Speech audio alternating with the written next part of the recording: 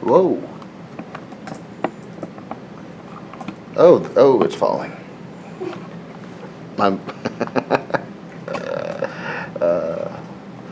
this is, oh, there. What?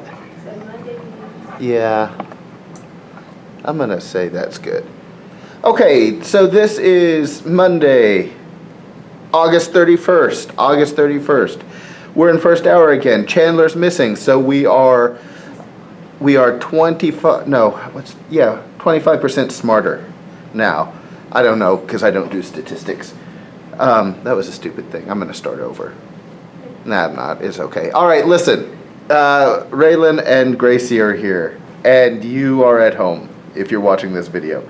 Let's look at, so step one, click on to Google Classroom and push pause while you do that. And I'm waiting.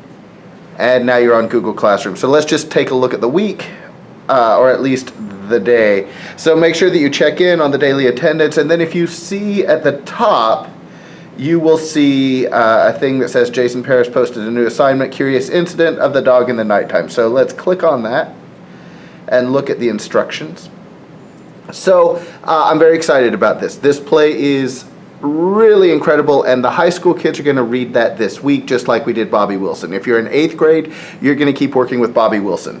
So Curious Incident of the Dog in the Nighttime, I've divided it up so you're just going to read 10 pages a day, but in play length, that's really just 5 pages a day, right? So 10 pages a day of the play, and then each day you have your reading log. So it's different than last time. Instead of making it due at the end, we're going to do it every day, because that way you'll actually hopefully do it. Because a lot of people just sort of waited to the end, and then they were scrambling on Bobby Wilson. Yeah? I'll give you time at the end of the hour to read. Raylan was definitely scrambling.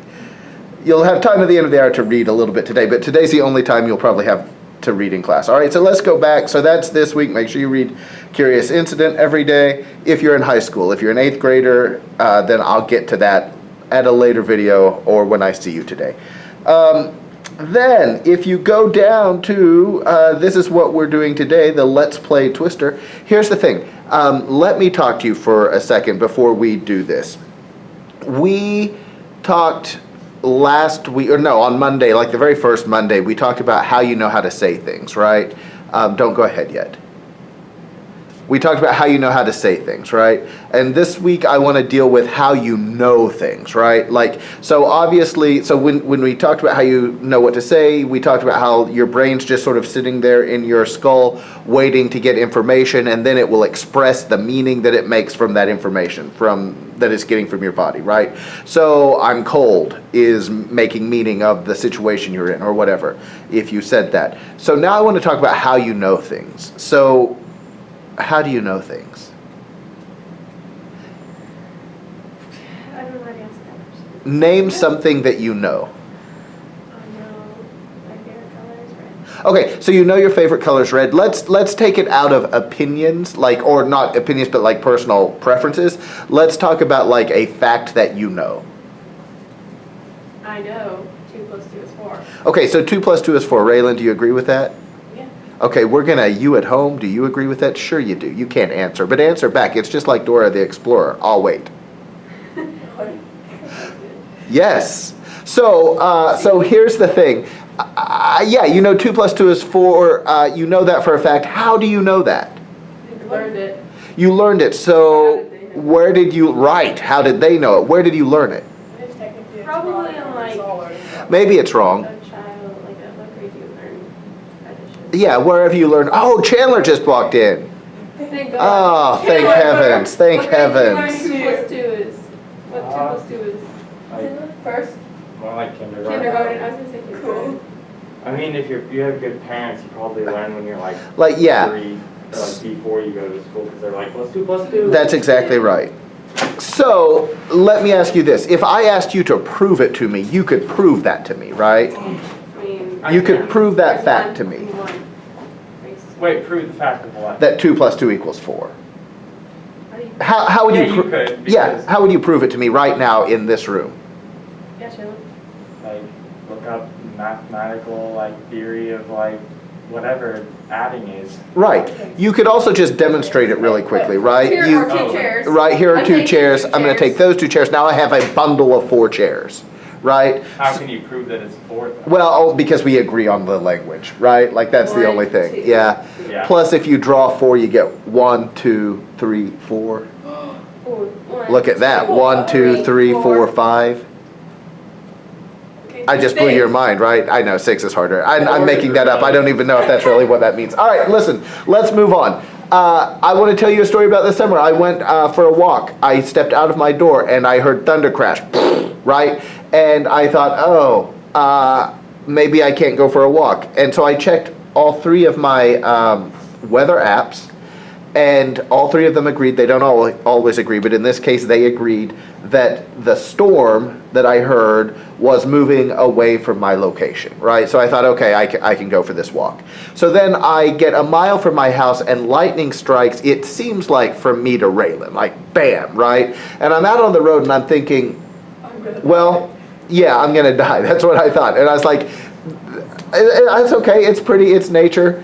It's not raining, but here's lightning. And so I'm like, well, I wonder, like, what are the chances of getting struck by lightning? Because now I have this dilemma, right? Do I keep going? Do I go back to the house? There are trees on either side of the road, so maybe I could go, like, hopefully it'll hit a tree and not me because the trees are taller, but you're not supposed to stand under a tree. But if you're not standing by trees to direct the lightning to the taller things, then you're the tallest thing. And so, like, this is what's going on in my head, right?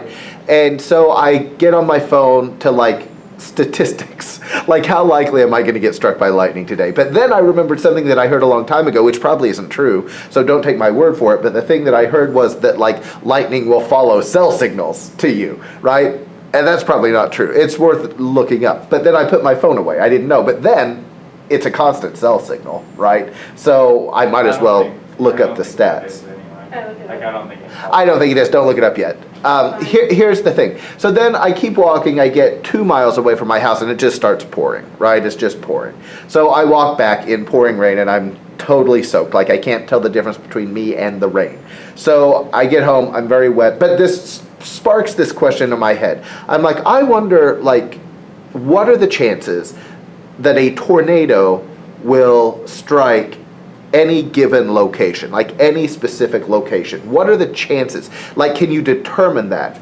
And so I did, it is low. I did some research, and now you're going to do that research, right? So if you're playing along at home, you should go to the Google form that says, let's play Twister. And then follow those instructions. And then I'm gonna hit pause. If you're at home, set your phone timer to 10 minutes. It should take you less than 10 minutes to do this, but if it doesn't, definitely stop at 10 minutes. Become an expert on this question. Just follow the instructions and fill out the form. And hit pause until you've done. I'm trying to hit pause. There it is. So the first thing that we're supposed to do is Google that question, likelihood of a tornado hitting a single location. So I'm just gonna do that. There's a specific, okay, so the thing is, you type that in, likelihood of a tornado hitting any single location. And what you come up with is the thing that Google puts up first, right? Which is what? It says, what are the odds of a tornado hitting my house? 1 in 10 million. According to this first thing that pops up on Google, like, you don't even have to click on it to the website, it just gives you that information. And you could stop there and say, okay, it's 1 in 10 million. So those are pretty good odds. What are the things you don't know about this? Okay, that's fine. What are the things that you don't know about that statistic? Your odds are 1 in 10 million. Well, does it take into consideration the places that don't have tornadoes? Because then it would bring it, like, way up. Right. So if it's 1 in 10 million, is that places in Tornado Alley, or is that the whole world? Like, if you take the likelihood of the whole world, that's going to decrease your chances of being hit by a tornado, like, statistically. Does that make sense? Because it's a much wider sampling. And some places don't get tornadoes. All right, look at this, though. Where does that come from, Raylan? Flame.org. Google has put flame.org as the top choice, right? What is that? What's flame.org as a source?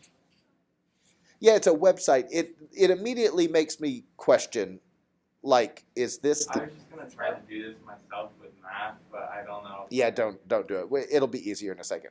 All right, so if you click on that, you go to that website, and this study or this explanation is written by somebody named Chuck Doswell, right? So Chuck Doswell. Quite hillbilly-ish. Well, I don't know. Did you just Google his name? Yeah, but it, like under it said it was him. Like, Right. All right, look at the disclaimer though. Look at this disclaimer. I do appreciate this disclaimer. This posting represents only my thoughts and musings on this topic. It has not been subjected to specific peer review and has no official status. So if all you did was stop at the first thing Google shows you, which is your chances of being hit by a tornado are 1 in 10 million, and then you put that into a speech or an essay or whatever, you'd have some statistics, you'd have some information. But the guy who wrote it himself says, this is just what I think. Right? And I do think he has a science background and he's explaining it, but it's not peer reviewed. What does peer reviewed mean? People agree with it, but who?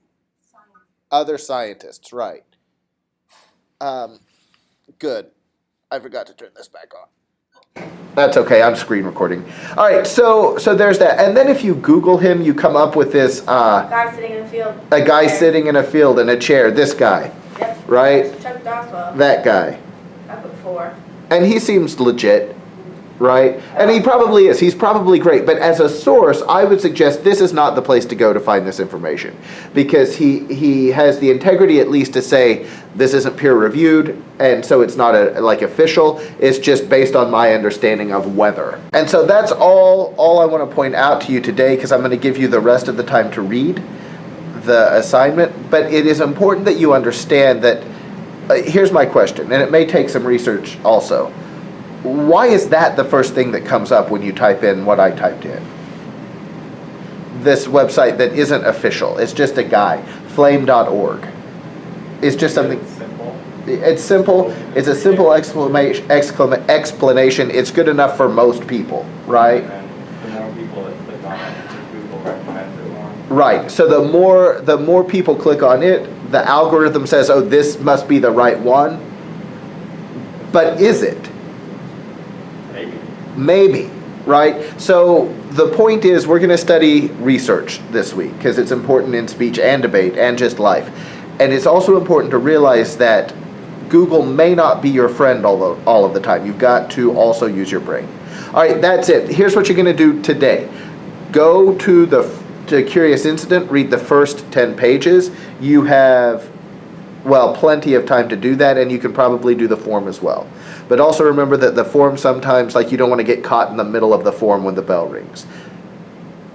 When does this due? It's due tomorrow. Tomorrow. Beginning of the hour. So It ends I think, tomorrow at the beginning of the hour. So could I study for my father's class and do this after school, or do you want me to do this now? What if I say you can't study for your father's class? Then I might get a 60 on the thing and fail his class. And so you were counting on me not having class I was today? gonna bank on a 60, but if Oh, so now you're just you were going to accept the 60, but Yeah. now you're here's an opportunity. Yeah. A door is opening Yeah. whereby I might pass my father's I have test. an 84 in there right now. But So what are we worried about? it drops fast, man. Just like my hopes and dreams for you in this class. I know. All right, yeah, fine, you can study, but you have to do this assignment. I'm just being nice and giving you time. I'm not tomorrow. I promise I'll do it. Okay, He's gonna have us turn over. hold on. A word about Curious Incident. It is a British play. It's really, really good. Although, because it's British, there's some vocabulary that you may not get all of. Here's the first one. Garden fork is a pitchfork, right? So when the dog is laying there with a garden fork in its stomach, that's a pitchfork, right? Already you should be interested in this play. What? Why is there a pitchfork in a It's dog? not as interesting as you think. I love this play. I'm kidding. I don't. Chandler doesn't like it because I just he love suspects he may be playing the kid. Because he is.